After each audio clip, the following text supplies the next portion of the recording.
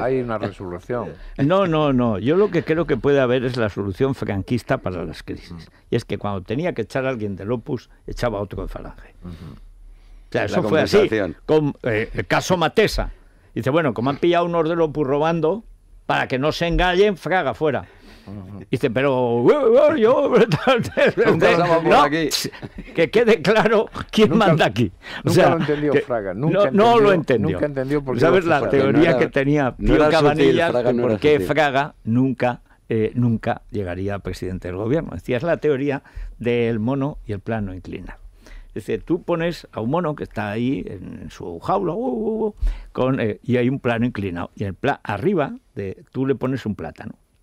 Y entonces el mono, que es un orangután de brazos muy largos, estira el brazo y no llega al plátano por poco, pero no llega, y no llega, y le faltan 2 palmos.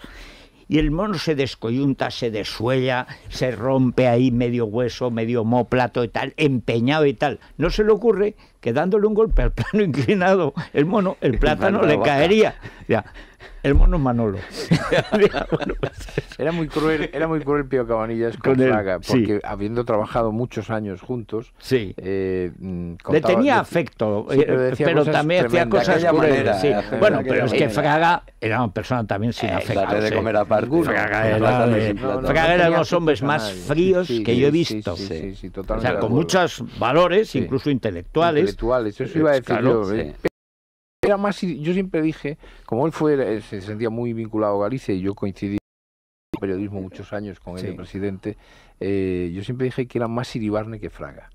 Tenía mucha más genética vasco-francesa y cubana que gallega. Él tenía, yo me acuerdo, en la casa de la tía Amadora, que tenía allí en su pueblo, en Villalba, que estuvimos, y fue Premio Nacional de Fotografía en Cambio 16. Estuvimos Javier Domingo y yo. Nos invitaba. Javier Domingo, le tenía mucho afecto por su saber de orujos y de estas cosas. Estuvimos haciendo la campaña que se quedó a un escaño, la mayoría absoluta, en la que todavía la Operación Roca, la única que consiguió realmente la Operación Roca, que consiguió varios escaños con la coalición galega. Era una gente bien para era Franqueira. No, Franqueira era el que mandaba, claro. Pero bueno. Entonces el día de la votación nos invitó a comer allí a Villalba y tal, y estuvimos haciendo un día con Fraga. Estuvimos por la tardes, pero desde el desayuno pasamos todo el día con él. Una cosa tremenda, por cierto, como trataba a su señora, dicho sea de paso. La casa metía miedo, la casa que luego voló la ETA, porque pasaba por un pasillo, la casa de nada, era una casa de ladrillo. Pero era un pasillo que estaba todo lleno de astas de ciervos, que como veías aquello tan endeble, dice, bueno, es que de un momento a otro se me cae encima un venado y me mata, o sea, me pega 7 cornadas y fallezco allí. Tenías que pasar a toda prisa y tal. Me acuerdo que eran como las 9 de la mañana y el tío tenía el último libro de Rebel, que acababa yo de leer, y la idea de poder tener una conversación, el libro de un liberal, Fraga era un conservador, no era un liberal, pero bueno, era un conservador un poco british, ¿no? A su manera. Es decir, era un hombre... Le gustaba mucho intervenir, ¿eh? Sí, pero le gustaba saber las ideas que estaban por el mundo. Era una persona ilustrada. Sí. Siempre se habla de Leopoldo, yo creo que Fraga era más ilustrado. La cosa es que era más bruto. Pero, quiero decir, Leopoldo era más requintado y más torcido. Pero luego nos fuimos a casa de tía Amadora. Tía Amadora vivía todavía, tenía, ni se sabe, casi 100 años.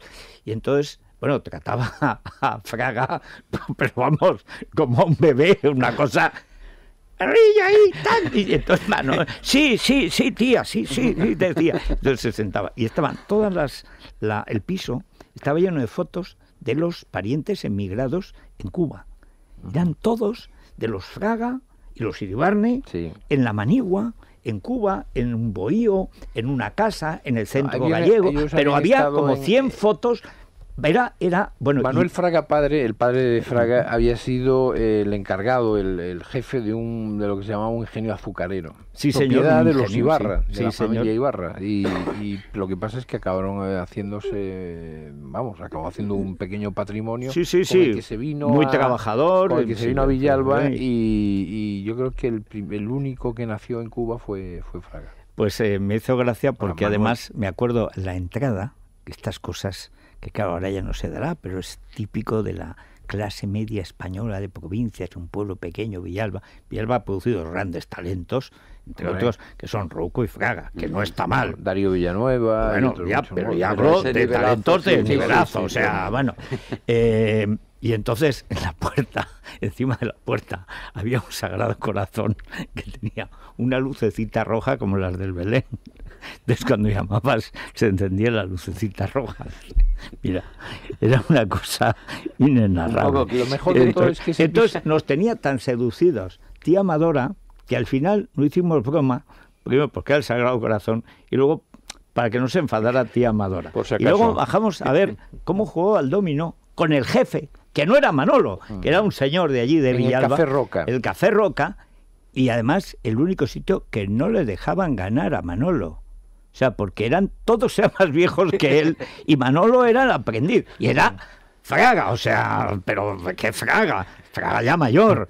Bueno, impresionante. Entonces, era como zambullirse en la vida íntima, la España profunda de los años 20, de los años 90 del siglo XIX, con la familia de la tía Amadora, los emigrantes cubanos, luego en los años 20 la vuelta, los estudios, el joven Manolo estudiando en el instituto y tal. O sea, era una cosa conmovedora. O sea, que venían de la España profunda, y Fraga sí tenía ese estilo popular de verdad, porque es que venía de la gente, del pueblo, de gente trabajadora. Él conocía mucho la filosofía de la gente. Sí. Yo recuerdo en una ocasión que tuve una pequeña discusión con Luis Foix, de la Vanguardia, porque presumía... con Luis Foix solo se pueden tener pequeñas discusiones. Fueron pequeñas, sí, simplemente fue una falta de sentido del humor por su parte, porque él contaba, acompañado al presidente Pujol y en un helicóptero, y que quedó admirado del conocimiento que tenía de la geografía de Cataluña. Mira el valle de no sé qué, mira el tal. Sí. Y dije, pues eso no es nada. Yo acompañé a Fraga, y Fraga conoce paisano por paisano, casa por casa. Sí, señor. Y eso le pareció fatal. ¿Le pareció fatal? Sí, porque parecía... Bueno, ¿te das cuenta que este panegírico que has hecho de Fraga lo has hecho del señor que refundó el PP con Aznar el 89-90? Bueno, lo que pasa es que lo casual a la fuerza, ¿no? No. Pío Cabanillas tuvo mucho que ver. Todo empezó por Pío, y todo empezó por una cosa, que es que a veces hay que apartarse del poder para que el poder venga a ti. Es decir, el problema de la gente que solo vale para estar en el poder, el problema de las medianías que hay en el gobierno de Mariano Rajoy, es que solo valen para estar pegadas al poder, y no entienden que en la política a veces hay que despegarse, defender unos principios, incluso a veces perder, para luego poder conseguir el poder. Que a veces hay que darle un golpe al plano inclinado, ya caerá el plátano. O sea, no lo entienden.